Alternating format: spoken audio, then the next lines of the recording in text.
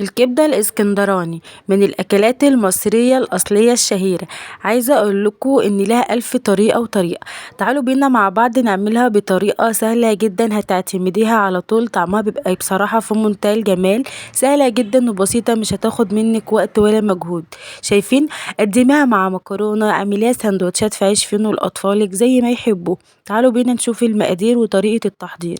رحت عند الجزار جبت نص كيلو كبده كندوز زي ما انتوا شايفين كده، بسم الله ما شاء الله، حاجه كده زي ما الكتاب قال. طبعا الكبده مش بتتغسل، انا بقى بغسلها بليمون. ممكن تغسليها بخل عادي، لازم تغسليها بليمون او بنقطه خل عشان الزفاره وتتخلصي من كل الحاجات اللي بتبقى فيها مش كويسه. انا بغسل الكبده بقى بالطريقه دي زي ما انتوا شايفين كده بليمون، بتنزل كل اللي فيها. تعالوا بقى للخضار. هتبقى بصلتين كبار، اي بصل عندك حسب الكميه اللي انت هتعمليها وكده.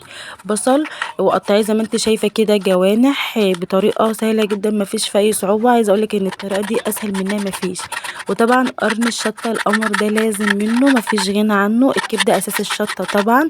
هتبقى قرن فلفل رومي، اخضر احمر اصفر، المتوفر عندك اي حاجه حطيه، اي خضار انت حباه. طبعا طماطمايه، عايزه اقول لكم ان بتخلي ريق الكبده مسكر، تحبي تاكليها كده زي ما انتوا شايفين. كان عندي هنا في الفريزر فلفل الوان مقطعه مكعبات، طلعت شويه زي ما انتوا شايفين كده. جبت طاسه بقى على النار، حطيت فيها شويه من الزيت، حطيت فيها معلقه كبيره من التوم وشوحتها زي ما انتوا شايفين كده. عايزه اقول لكم ان الخطوه دي بتفرق جدا في طعم الكبده.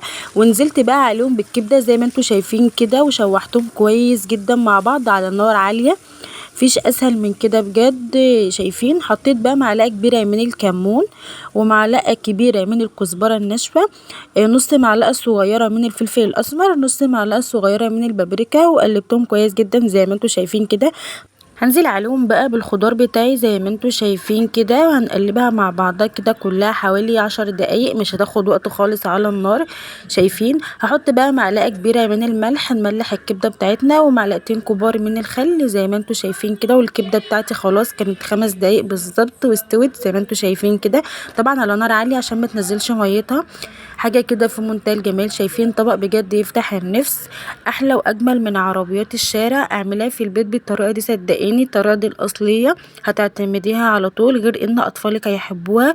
تقدري تقدميها جنب مكرونه او جنب عيش فينو وطحينه، بسم الله ما شاء الله، حاجه كده في منتهى الجمال. عايزه اقول لكم ان ريحتها بجد كانت ماليه البيت، جربيها صدقيني هتعتمديها على طول، غير ان طعمها في منتهى الجمال. طبعا لو عجبكم الفيديو ما تنسونيش في اللايك والشير والاشتراك في القناة، وطبعا تعليقاتكم الجميلة. والسلام عليكم ورحمة الله وبركاته.